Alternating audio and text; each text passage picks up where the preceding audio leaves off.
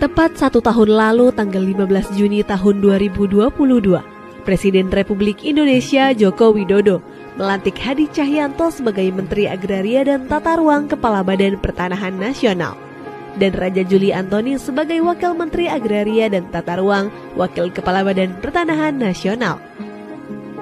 Terdapat 3 amanat dari Presiden RI yang ditugaskan kepada Menteri ATR Kepala BPN dan Wamen ATR Waka BPN terkait bidang pertanahan dan tata ruang.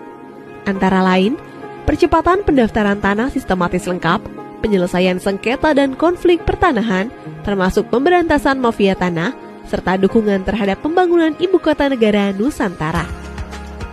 Selama setahun ini, Kementerian ATR BPN pun terus melakukan akselerasi program PTSL dengan berbagai macam terobosan, mulai dari peningkatan pelayanan pertanahan, kolaborasi dengan berbagai pihak, hingga mendorong keterlibatan aktif masyarakat. Atas hasil dari kerja keras tersebut, selama 1 tahun ini, dari program PTSL berhasil mendaftarkan 6.616.664 bidang tanah di seluruh Indonesia, di mana 5.409.693 bidang tanah telah bersertifikat. Mengingat betapa pentingnya manfaat memiliki sertifikat tanah, selain sebagai legalitas hukum atas kepemilikan yang sah, sertifikat tanah juga dapat mengurangi potensi terjadinya sengketa atau konflik pertanahan, serta membuka akses permodalan untuk peningkatan ekonomi masyarakat. Sejak dilaksanakannya program PTSL juga telah memberikan penambahan nilai ekonomi atau ekonomi value added mencapai kurang lebih 5.574 triliun rupiah, dan 1 tahun terakhir mencapai kurang lebih 895 triliun rupiah yang berasal dari hak tanggungan, BPHTB, PPH, dan PNBP. Sebelum adanya program PTSL, pada tahun 2017, jumlah bidang tanah yang baru tercapai hanya mencapai 46 juta bidang tanah. Dari estimasi 126 juta bidang tanah yang ada di Indonesia. Kalau dihitung rata-rata setiap tahunnya, BPN hanya mendaftarkan 500.000 bidang tanah. Apabila pendaftaran tanah ini menggunakan metode lama, maka rakyat harus menunggu lebih kurang 160 tahun lamanya. Berkat program PTSL yang saat ini tercatat jumlah bidang tanah yang telah terdaftar sebanyak 103,1 juta bidang tanah dan 85,8 juta bidang tanah telah bersertifikat. Percepatan program PTSL dimulai dengan menggerakkan partisipasi masyarakat untuk berperan aktif dalam menyiapkan berkas pertanahan secara mandiri. Hal itu berguna untuk membantu petugas pengumpul data pertanahan. Selain itu, Kementerian ATR BPN juga aktif mengkampanyekan gerakan masyarakat pemasangan tanda batas atau gema batas untuk memudahkan petugas ukur dalam melaksanakan pengukuran tanah. Kementerian ATR BPN juga berkomitmen melegalisasi tanah wakaf dan rumah ibadah melalui Gerakan Nasional Sertifikasi Rumah Ibadah dan Pesantren agar aset tersebut terhindar dari potensi hilang, terkena sengketa atau konflik. Konkretnya, Kementerian ATR BPN telah membuat nota kesepahaman dengan berbagai organisasi keagamaan untuk memudahkan sertifikasi tanah wakaf dan rumah ibadah, sehingga umat beragama dapat melaksanakan kegiatan keagamaan secara aman dan damai. Selama setahun ini, Kementerian ATR BPN telah berhasil mensertifikasi 36.149 bidang tanah wakaf dan rumah ibadah seperti masjid, gereja, vihara, dan rumah ibadah lainnya. Jumlah ini meningkat dari tahun sebelumnya yang mencapai 25.140 bidang tanah di tahun 2021 dan 13.858 bidang tanah di tahun 2020.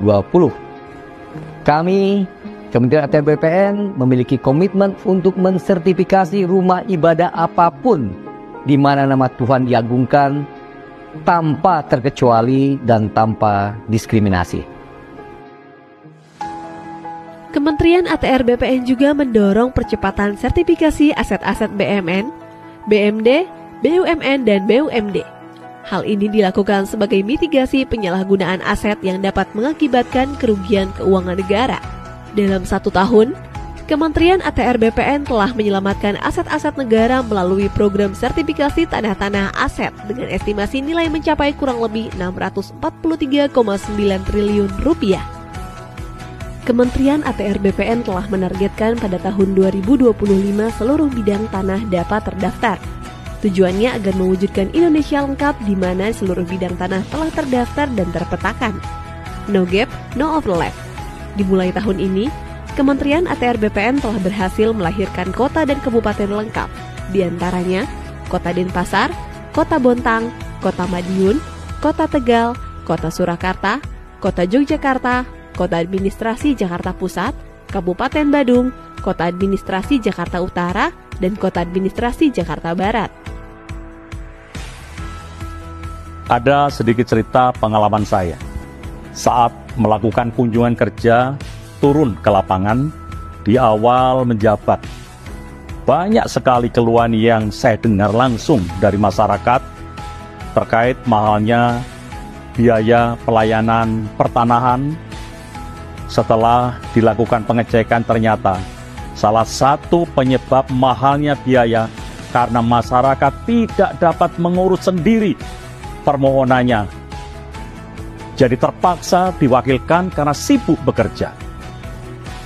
Kami pun berinovasi meluncurkan program pelayanan tanah akhir pekan atau pelataran, disertai dengan loket prioritas yang diberi karpet merah khusus disediakan untuk masyarakat yang mengurus sendiri tanahnya.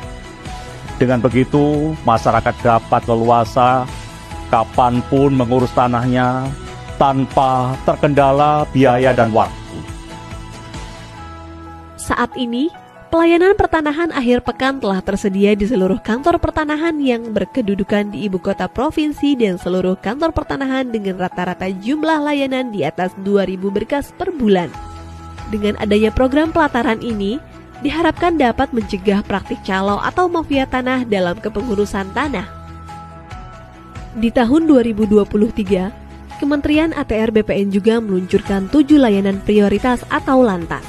Layanan ini mencakup 79% dari total layanan yang ada di kantor pertanahan.